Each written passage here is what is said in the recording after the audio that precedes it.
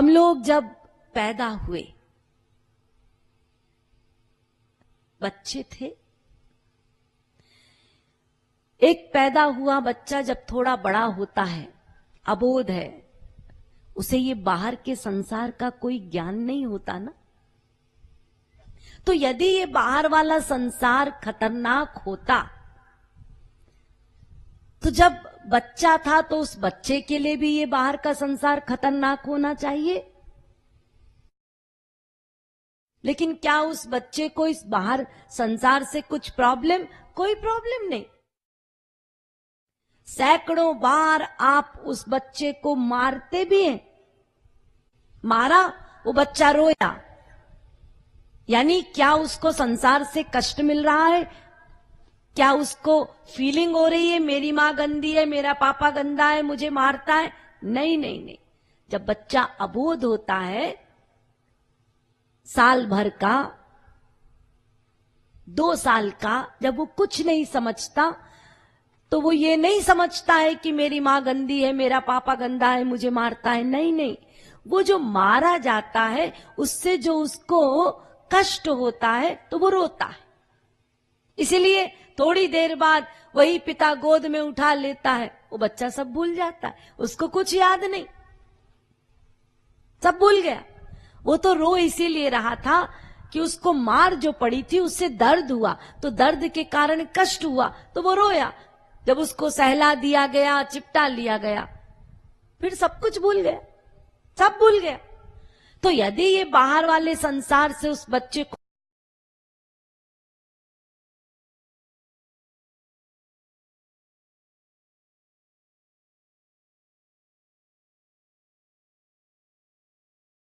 होती, उसको कोई फीलिंग होती, तो बाल्यकाल से ही वो खतरनाक होता संसार।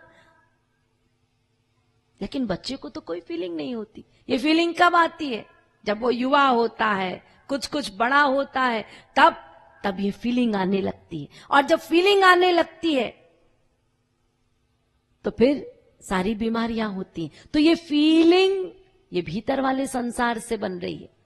वो जब बच्चा था, महीने, 2 महीने, साल का, उस समय उसका भीतर वाला संसार नहीं था, इसलिए उसको कोई फीलिंग नहीं थी। लेकिन जैसे ही भीतर वाले संसार ने अपना काम शुरू किया, फीलिंग करनी शुरू कर दी, आइडियाज बनने शुरू हो गए, बीमारियां हो गई सारी।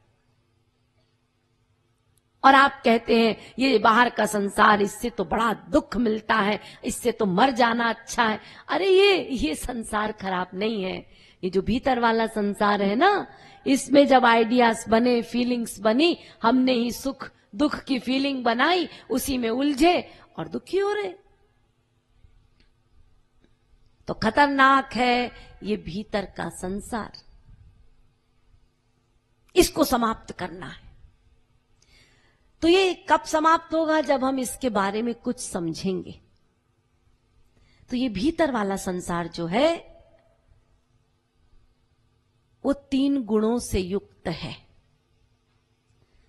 वेद कहता है, अजामेकाम लोहित शुक्ल कृष्णाम बह्वीह प्रजा सृजमानान स्वरूपा अजो ह्येको जुषमाणोनुशेते जहात्येनाम भुक्त भोगामजोन्य। 3 गुणों वाली त्रिगुणात्मिका माया, सत्व गुण, रजोगुण, तमोगुण, ये 3 गुण हरेक के भीतर है। हम सब इन 3 गुणों से ग्रसित हैं। और ध्यान दीजिए, जब तक हमारे भीतर ये 3 गुण रहेंगे, जब तक हम इन तीनों गुणों से परे नहीं हो जाते, तब तक अशांति बनी रहेगी। हमारा टेंशन क्या है? हमारी प्रॉब्लम क्या है? हमारी सबसे बड़ी प्रॉब्लम यह है, हम दिन रात इसी बात में परेशान रहते हैं कि वो सामने वाला मेरी बात मानता क्यों नहीं, वो मेरे मुवाफिक चलता क्यों नहीं। यही तो आपकी प्रॉब्लम है ना। तो ये याद रखिए, जब तक ये तीनों गुण हैं, कोई भी किसी के मुआफिक हो नहीं सकता। जी हां, और सब में ये तीनों गुण है। और कब किस समय कौन सा गुण आप में हावी रहेगा, इसकी भी कोई गारंटी नहीं। आप सवेरे ब्रह्म मुहूर्त में उठे हैं और आप कहें सत्व गुण ही रहेगा, जरूरी नहीं, तमोगुण भी हो सकता है। कभी भी किसी भी समय कोई भी गुण हो सकता है। और ये भी याद रखिए कि इन्हीं तीनों गुणों के अनुसार ही हम संतों को भी देखते हैं। संत क्या है? वो तीनों गुणों से मुक्त हो चुका, वो निर्गुण है, सफेद। उसमें कोई ये माया के गुण नहीं है, न रजोगुण, न तमोगुण, न सत्वगुण, वो निर्गुण है।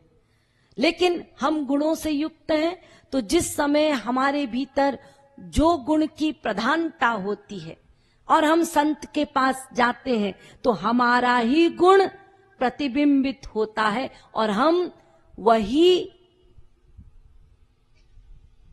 राय कायम करते हैं संत के प्रति। मान लीजिए हमारे भीतर सत्व गुण है और हम संत के पास गए, तो हमें संत भी सत्व गुणी दिखाई पड़ेगा। बड़ा दयालु है, बड़ा कृपालु है। और यदि हम में रजोगुण है, हम संत के पास गए, तो हम ये डिसीजन देंगे, हाँ ठीक है, न्यायी है, मुंसिफ है, हमसे अच्छा है। और यदि हम में तमोगुण है, हम कोई कामना को लेकर गए हैं, हमारा बेटा बहुत बीमार है, बिल्कुल मरणासन अवस्था में है, मर ही जाएगा, और हम संत के पास गए कामना लेकर, संत जी मेरे बेटे को ठीक कर दीजिए, ये कामना लेकर जा रहे हैं, मेरा काम पूरा होना चाहिए। संत के पास गए इसी कामना को लेकर, लेकिन जब घर लौटे तो देखा बेटा मर गया। तो क्या कहा? अरे काहे के संत है, बेकार है सब। एक हमारा बेटा था वो मर गया, पड़ोसी के 12 में बेटे थे, 13वां हो गया। तो हम अपने गुणों के हिसाब से राय बनाते हैं। तो सबके भीतर ये तीनों गुण, आपकी स्त्री में भी वही तीनों गुण, आपके बेटे में भी वही तीनों गुण।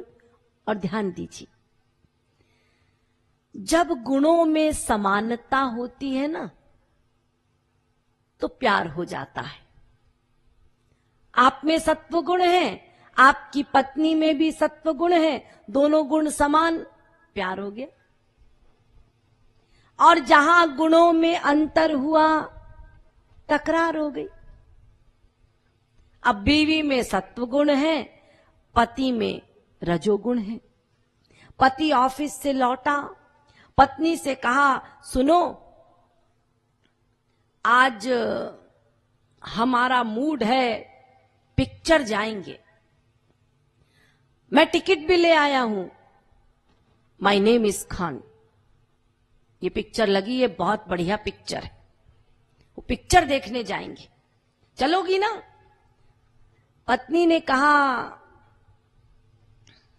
नहीं आज हम पिक्चर नहीं जाएंगे। अरे पिक्चर का क्या है, पिक्चर तो हम कभी भी देख सकते हैं, घर में मंगा के भी देख सकते हैं, VCD। आज मेरी इच्छा है कि मैं, वो रासेश्वरी जी आई हैं, उनका प्रवचन सुनने जाऊंगी।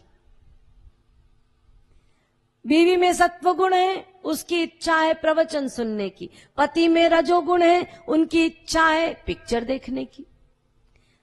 अब देखिए, दोनों ऑपोजिट गुण हैं।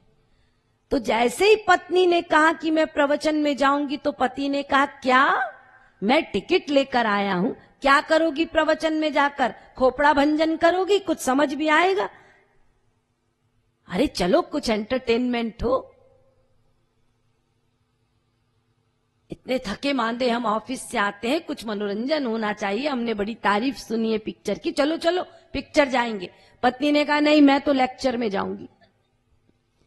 तो पति ने कहा ठीक है फिर जाओ लेक्चर में, मैं नहीं जाऊंगा, मैं तो पिक्चर ही जाऊंगा। बस जिद, एक आई प्रवचन में, दूसरा गया पिक्चर में। 2.5 घंटे बाद अपने अपने स्थान से दोनों अपने घर लौटे तो घर में क्या हुआ? अच्छी खासी पिक्चर हो गई। तुम तो, पति ने क्या कहा, तुम तो हमारी बात मानती नहीं हो, कहने को पत्नी हो, कभी सुनती भी हो हमारी बात? बड़ी आई प्रवचन सुनने वाली, इतना ही शौक है तो चली जाओ ना देवी जी के साथ ही, ब्याह क्यों किया था? ये अच्छा खासा लेक्चर हो गया। क्यों हुआ? क्यों हुआ ये? गुणों में असमानता, एक में सत्वगुण, एक में रजोगुण, गुणों में अंतर, तकरार, डिस्ट्रैक्शन, सेपरेशन, ये थ्योरी है और ये घर घर में होता है। गुणों में समानता होती है, प्यार हो जाता है, असमानता होती है, टकरार हो जाता है। दिन रात आप घर में देखते हैं। ये जो आप कहते हैं ना अजी हमारी तो इनसे बनती ही नहीं है, और एक वो है हमारे पड़ोस में दोनों पति पत्नी, बताओ कभी उनको हमने लड़ते हुए नहीं देखा, बड़ी पटती है दोनों में। आपको धोखा है, आपको धोखा है। ये बाहर से आपको पटापटी दिख रही है, अंदर से सब खटापटी। जी हां, कभी तो वो पति सोचते हैं जो मिली है निभाओ भाई, कौन बोले इसके साथ। तो कभी पत्नी कहती है कौन इनके संग खोपड़ा भंजन करे, जो गोबर गणेश मिले हैं ठीक है। बस इसी एडजस्टमेंट से संसार चल रहा है। वरना यदि कोई भी अपने भीतर की बात आउट कर दे तो मैं कहती हूं क्रांति हो जाए, सारा जगत आपस में भिड़ जाए। ये जो कुछ भी हो रहा है बस एडजस्टमेंट से। तो गुणों में समानता प्यार, गुणों में असमानता तकरार। आप कहेंगे अच्छा जी जब गुणों में समानता होती है तब तो प्यार होता है ना? हाँ, लेकिन इसमें भी थोड़ा प्रॉब्लम है। वो प्रॉब्लम ये है कि भले ही गुणों में समानता है लेकिन मात्रा में अंतर है। अब मान लीजिए किसी में सत्व गुण की मात्रा 16 आने हैं और किसी में 4 आने हैं, है दोनों में सत्व गुण लेकिन मात्रा में अंतर है, तो फिर गड़बड़ हो जाएगा। अब 2 मित्र हैं, एक में सत्व गुण की मात्रा 16 आने हैं, दूसरे में 4 आने हैं, और दोनों आए प्रवचन सुनने, दोनों बैठे हैं। अब जो 4 आने वाला है, जिसमें 4 आने सत्व गुण है, तो वो मात्रा जब तक थी तब तक तो वो सुन रहा था प्रवचन। जैसे ही वो सत्व गुण गया मात्रा खत्म हो गई, तो उसके बाद वो अपने मित्र से कहता है ए, तो 16 आने वाला बोलता है क्या है? अरे पता नहीं देवी जी क्या क्या बोल रही हैं, कुछ तो समझ में आता नहीं, अपन तो चलते हैं, चलो घर चलें। तो 16 आने वाले ने कहा घर जाके क्या करोगे? थोड़ा टीवी देख लोगे, थोड़ा खाना खा लोगे, सो जाओगे। सोना ही है ना, तो जहां इतनी देर सुन लिए आधा घंटा और सुन लो, क्या फर्क पड़ता है? अरे मैंने कहा ना मेरी समझ में नहीं आ रहा, बेकार, मैं नहीं और बैठ सकता, तुमको चलना है कि नहीं? उसने कहा मैं नहीं जाऊंगा। मत चलो, मैं चला। फिर हो गया विरोध। तो 4 आने वाला उठ के चल दिया।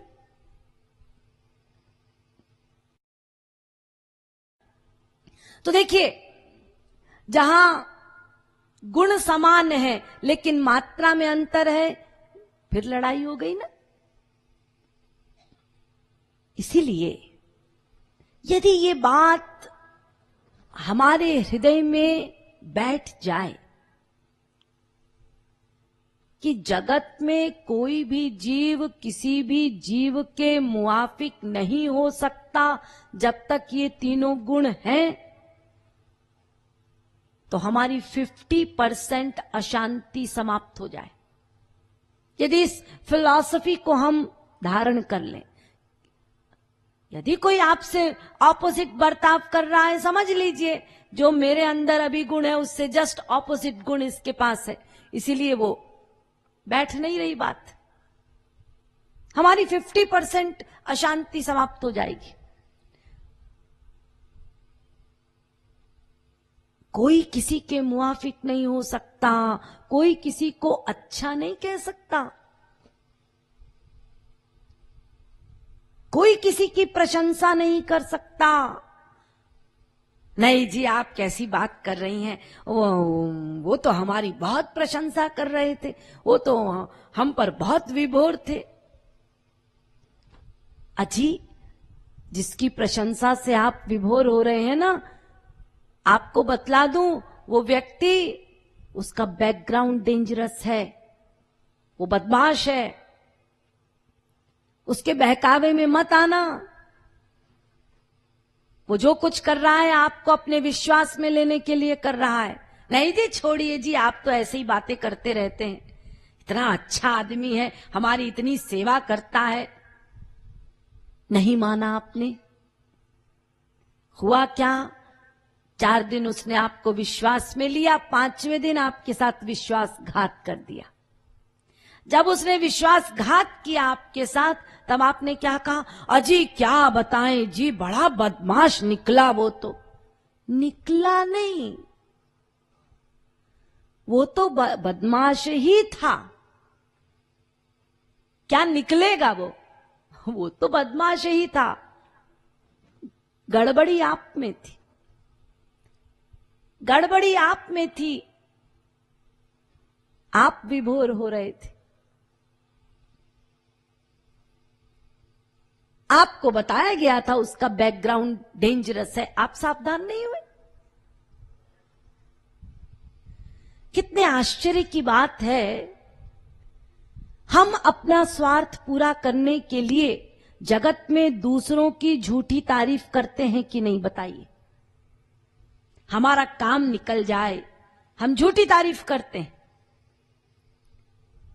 ऐसे ही जैसे आप अपना काम पूरा करने के लिए दूसरे की झूठी तारीफ कर रहे हैं, ऐसे ही वो भी अपना काम, अपना मतलब निकालने के लिए आपकी झूठी तारीफ कर रहा है। अरे आप भी माया के अधीन, वो भी माया के अधीन। जैसे आप अपना काम निकालने के लिए दूसरों की झूठी तारीफ करते हैं, ऐसी दूसरा भी करता है। लेकिन प्रॉब्लम ये है, जब दूसरा हमारे साथ अपने स्वार्थ को पूरा करने के लिए झूठी तारीफ करता है हमारी, हम उसको फैक्ट मान लेते हैं। यही तो हमारी नासमझी है। और ये नासमझी होती क्यों है? क्योंकि हम अपने आप को बहुत होशियार समझते हैं। सब होशियार हैं, सब माया के अधीन हैं, सब में ये तीनों गुण हैं। नर्मदा के कंकर सब शंकर।